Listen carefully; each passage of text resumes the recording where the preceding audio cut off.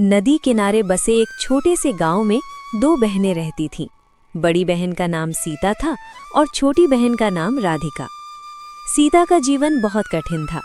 उसका पति मोहन पिछले कई महीनों से बीमार रहता था। घर में कोई स्थायी कमाई नहीं थी। एक छोटा सा कच्चा घर, बीमार पति और एक मासूम सा बेटा, यही उसकी पूरी दुनिया थी। इसी मजबूरी के कारण सीता रोज अपनी छोटी बहन राधिका के घर काम करने जाती थी। राधिका की शादी गांव के एक अमीर व्यापारी सुरेश से हुई थी।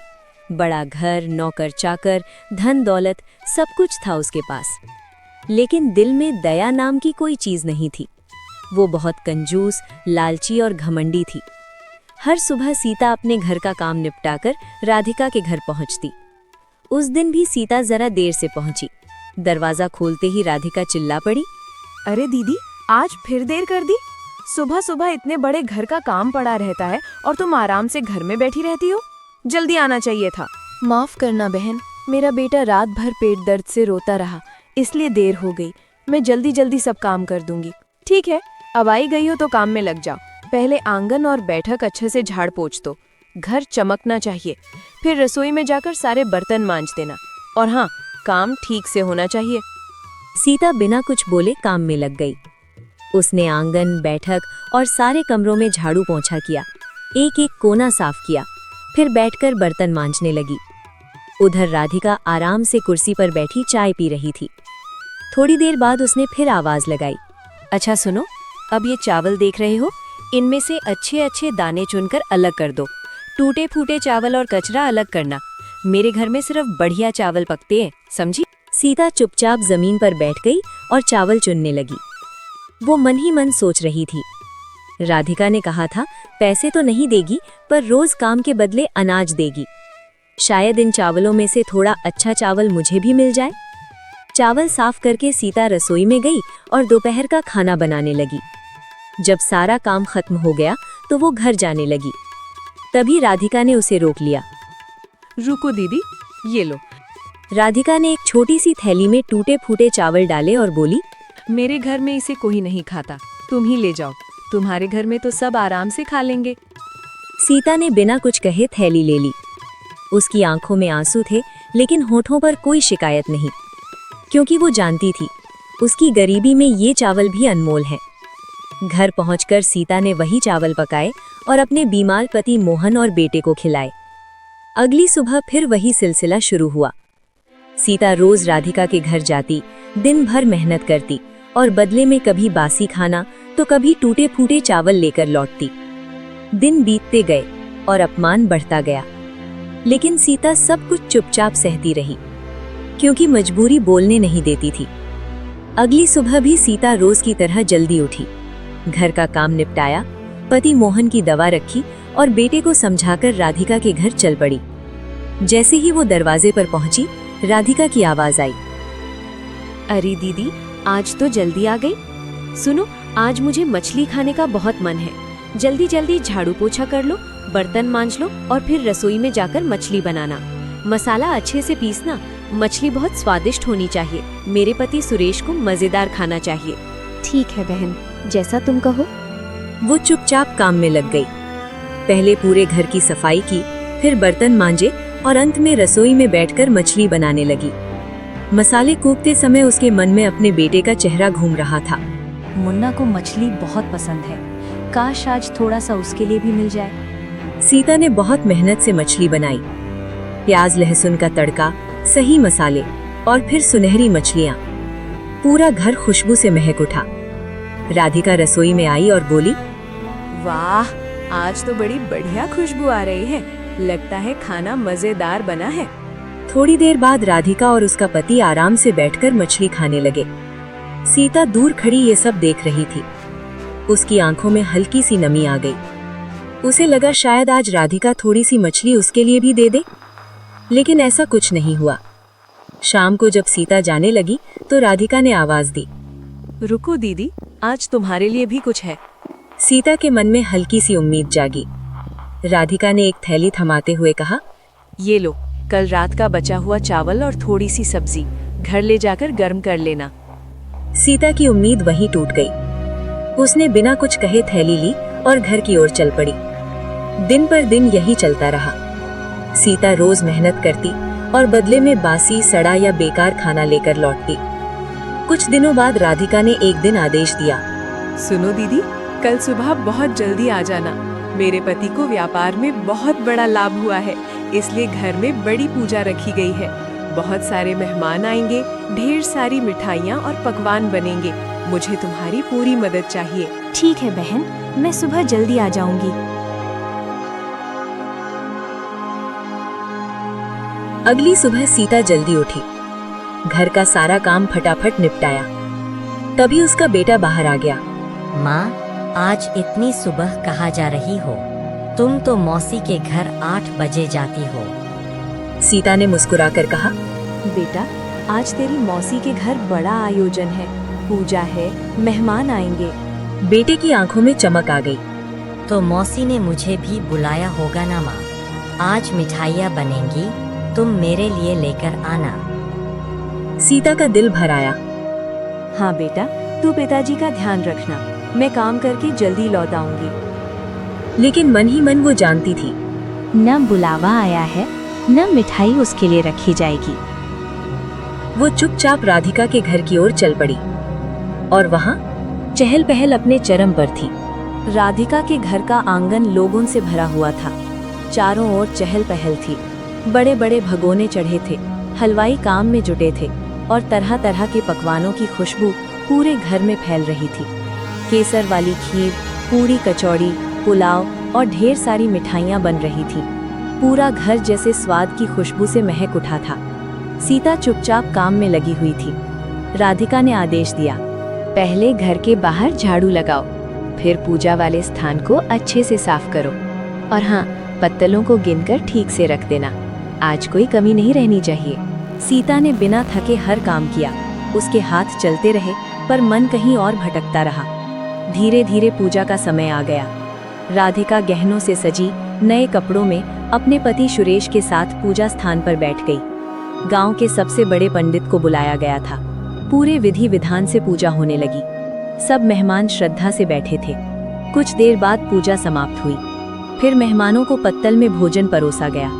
पूरा गांव राधिका के घर में बैठकर स्वादिष्ट भोजन का आनंद लेने लगा। हर कोई खाने की तारीफ कर रहा था।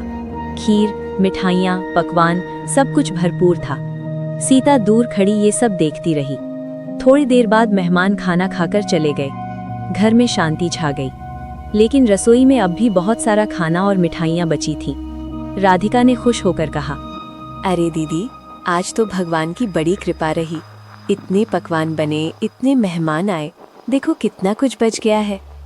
तुम ऐसा करो, सब पकवान रसोई में रख दो और मिठाई के बर्तनों में जो नीचे टूटे फूटे टुकड़े और चिपकी शक्कर है उसे अलग निकाल लेना।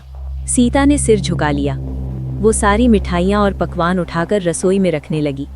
कुछ देर बाद राधिका उसे अपने कमरे में बुलाती है। उसके हाथ में एक पोटली थी। लो दीदी, ये तुम्हारे लिए। टूटी फूटी मिठाइयाँ, शक्कर का चूरा और किनारों से निकले हुए टुकड़े। मेरे घर में इसे कोई नहीं खाता, तुम अपने बेटे को खिला देना।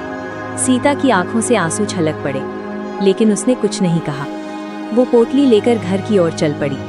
जंगल के रास्ते से गुजरते हुए उसका दिल बहुत भारी था।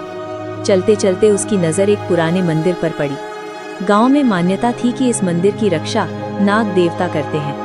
कहा जाता था कि जिसने भी सच्चे मन से उनसे कुछ मांगा वो खाली हाथ नहीं लौटा। सीता मंदिर के सामने रुक गई। उसने हाथ जोड़कर रोते हुए कहा, हे नाग देवता, अब मुझसे ये गरीबी और अपमान नहीं सहा जाता। हर रोज टूटती हूँ। अगर दया आती है तो मुझे यहीं ले लीजिए। उसकी सिसकियां मंदिर में गूंज उठी। मेरा बेटा आज भी मेरा इंतजार कर रहा होगा। सोच रहा होगा माँ मिठाई लाई होगी, पर मैं क्या जवाब दूँ। सीता का हर शब्द नाग देवता ने सुना, लेकिन उन्होंने उसे डसा नहीं। मंदिर के भीतर एक तेज रोशनी फैल गई। सीता डर गई और रोते रोते वहां से घर की ओर चल पड़ी। उसे क्या पता था कि उसकी जिंदगी अब बदलने वाली है। सीता जैसे ही अपने घर के बाहर पहुंची, उसका बेटा दरवाजे पर बैठा उसका इंतजार कर रहा था। उसकी आंखों में चमक थी। माँ, तुम आ गई। मैं कब से तुम्हारा इंतजार कर रहा हूँ। क्या तुम मेरे लिए मिठाई लाई हो? सीता के हाथ कांपने लगे। उसने धीरे धीरे पोटली खोली और तभी एक चमत्कार हो गया। पोटली में लड्डू, जलेबी, पेड़े, कचौड़ियाँ और तरह तरह की रंग बिरंगी मिठाइयाँ भरी हुई थीं। बेटा खुशी से उछल पड़ा। माँ, इतनी सारी मिठाइयाँ। सीता की आंखें फटी की फटी रह गईं। हे भगवान, मैं तो सिर्फ शक्कर का चूरा और टूटे टुकड़े लाई थी, ये सब कैसे हो गया? वो घबराई हुई घर के अंदर गई। अंदर का दृश्य देखकर उसके पैरों तले जमीन खिसक गई। पूरा घर सोने, चांदी, हीरे जवाहरात से भरा हुआ था। और सबसे बड़ा चमत्कार, उसका पति मोहन, जो महीनों से बिस्तर पर पड़ा था, आज अपने पैरों पर खड़ा था। सीता, मुझे अब कोई दर्द नहीं है। मैं बिल्कुल ठीक महसूस कर रहा हूँ। सीता फूट फूट कर रो पड़ी। उसने पति और बेटे को सारी बात बताई। मंदिर, नाग देवता और अपनी टूटी हुई प्रार्थना। ये सब नाग देवता की कृपा है। कुछ ही दिनों में सीता का जीवन पूरी तरह बदल गया। वो अब एक सुंदर बड़े घर में रहने लगी। मोहन फिर से खेती संभालने लगा। घर में सुख शांति लौट आई। उधर राधिका अपने घर में परेशान थी। 3 दिन हो गए, सीता काम पर क्यों नहीं आई? उसने अपने नौकर को भेजा। नौकर जब लौटा तो हाँफता हुआ बोला, मालकिन, आपकी बहन अब बहुत अमीर हो गई है। नया बड़ा घर, सोना चांदी और उनके पति भी बिल्कुल ठीक हो गए हैं। राधिका के दिल में जलन और लालच की आग जल उठी। ये कैसे हो सकता है? मैंने तो उसे सिर्फ बचे हुए टुकड़े दिए थे। शाम को उसने अपने पति सुरेश से सब बताया। सुरेश ने समझाया, लालच मत करो, भगवान ने हमें बहुत दिया है। लेकिन राधिका नहीं मानी। उसके मन में बस एक ही बात थी, मुझे सीता से भी ज्यादा अमीर बनना है। अगले दिन वो रोते हुए सीता के घर पहुंची। दीदी, मेरी हालत खराब हो गई है, मुझे अपने घर काम पर रख लो। सीता का दिल साफ था। उसने राधिका को काम पर रख लिया। अब रोज राधिका सीता के घर काम करती और जाते वक्त जबरदस्ती बासी खाना ही लेकर जाती। सीता हैरान थी, लेकिन कुछ नहीं बोली। राधिका को बस एक ही इंतजार था, मंदिर जाने का। कई दिन बीत चुके थे। राधिका रोज सीता के घर काम करती, पूरा दिन मेहनत करती और जाते समय जिद करके बासी बचा खुचा खाना ही लेकर जाती। सीता मन ही मन सोचती, आखिर ये ऐसा क्यों कर रही है? मैं तो इसे अच्छा और ताज़ा खाना देती हूँ। लेकिन राधिका का मन अब लालच से पूरी तरह अंधा हो चुका था। एक दिन उसने ठान लिया, आज मैं भी मंदिर जाऊंगी। मैं भी वही मांगूंगी जो सीता ने मांगा था। शाम होते ही वो उसी पुराने मंदिर पहुंची। हाथ जोड़कर जमीन पर बैठ गई और जोर जोर से रोने लगी। हे नाग देवता, मैं बहुत गरीब हूँ। मैं रोज अपनी बहन के घर काम करती हूँ, लेकिन वो मुझे सिर्फ बासी खाना देती है। मुझसे ये दुख सहा नहीं जाता, मुझे यहीं डस लीजिए। तभी मंदिर में एक भारी गूंजती हुई आवाज सुनाई दी। अरे मूर्ख स्त्री, तू लालच और ईर्ष्या में अंधी हो चुकी है। राधिका कांप गई।